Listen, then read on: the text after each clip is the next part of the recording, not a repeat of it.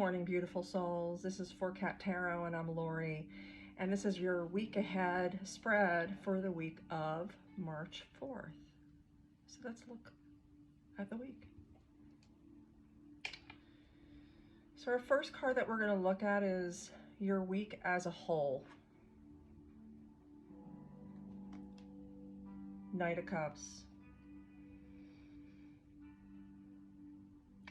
I feel like there's a little bit of complacency, and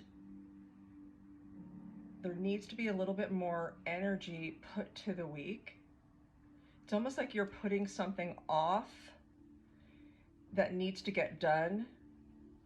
There is some kind of deadline, whether or not it's a personal deadline or it's a work deadline, but you're not putting energy to it. It's like you're trying to put this thing off,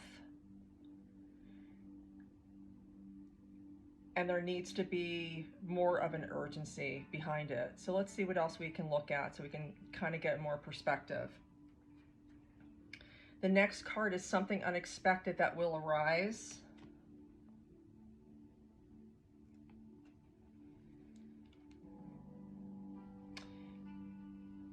So I'm feeling from this environment, there is some gossip that's going on. Undue pressure from outside sources, and lots of kind of gossip and cattiness that's going on behind your back. You're probably surprised that I can get that from the Knight of Wands, but the way that I read intuitively, and when I see that woman's face, I just think of someone is talking behind your back. So you kind of have to be aware of that going into this week. I don't think it's anything that's going to be damaging. I just think it's just an awareness. And again, something unexpected. So just be aware of who you share what with. And you're really feeling more work-related than personal. Because I feel like they'll run with it. They'll take something out of context, and they're just going to kind of run with this idea that either you're just sharing something casual or just something that they just kind of blew out of proportion. The next card is, how can I stay grounded and balanced?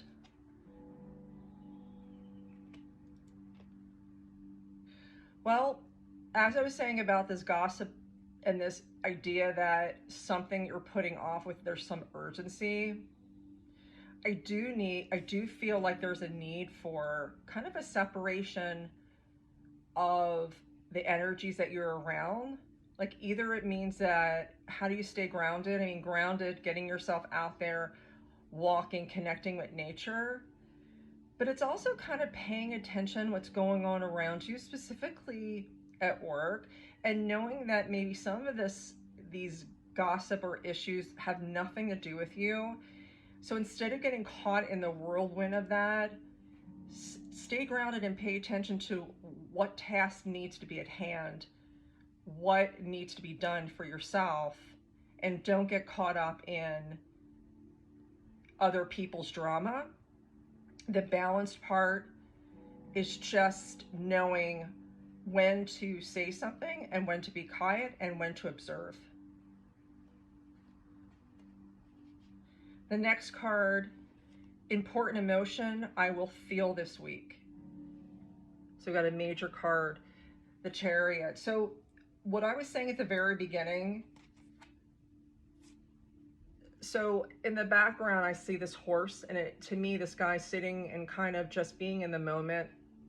But this horse background in the back has a tremendous amount of energy, and it's waiting to move. And that's what I was saying at the very beginning. And if you see the connection with the Chariot, this idea of urgency. So stay on top of the tasks that you need to get done. I also see that things are piling up for you. And the emotion is, if you do stay on top of that, then you'll remain grounded and balanced. If you don't, it's going to be very chaotic and stressed, a stressful feeling.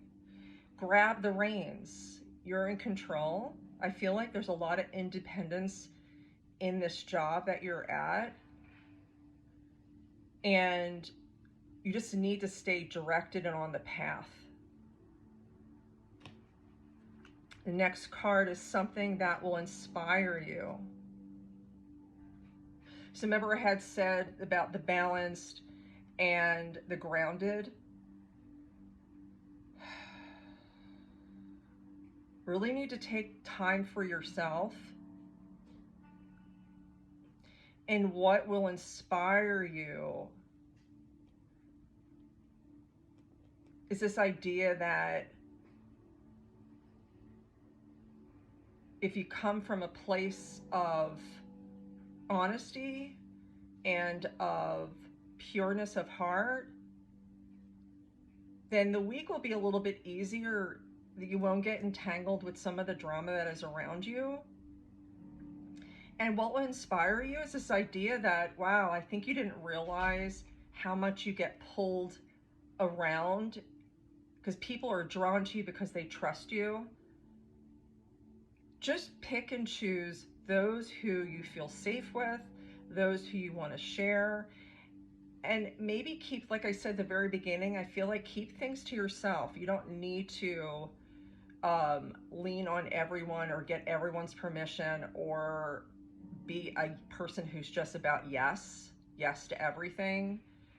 Know in your heart what feels right and stand up for that.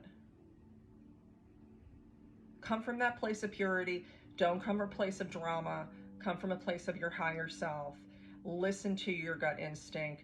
Don't get pulled into everyone else's stress and drama, because I think people kind of overreact or over dramatize in the situation. The next card,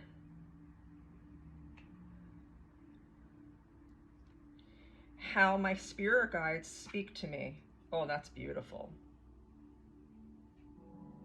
Well, first of all, you have a tendency of, with the Judgment card, especially with what I was saying, that you seem to be that go-to person, where people come to you and just unleash all of their issues and drama.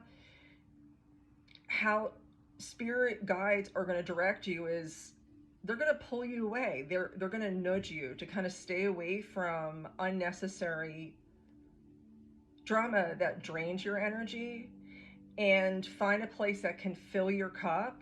And I would suggest these basic things of, like, during your day, take a walk, go outside, separate yourself, get outside of that environment so that you can further connect to your soul and they could further tap in. Because I don't feel like this place is a forever situation. Nothing is forever, especially with work.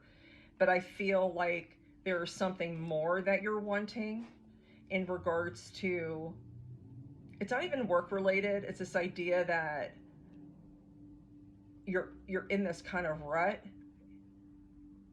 and you want to kind of be able to express yourself more. I almost see like you joining like a dance class or some kind of movement class, and that will kind of raise your vibration, have you feel more grounded, reduce a lot of your stress.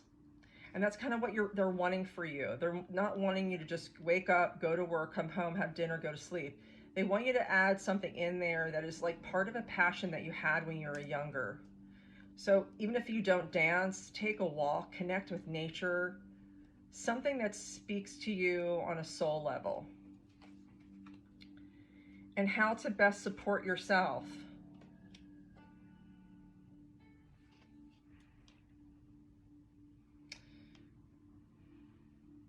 I think the best support yourself is, number one, I hear community. Reach out to those who understand you and get you. The supporting yourself are all the things I had mentioned about choosing who you're going to share information with, choosing who you spend time with at work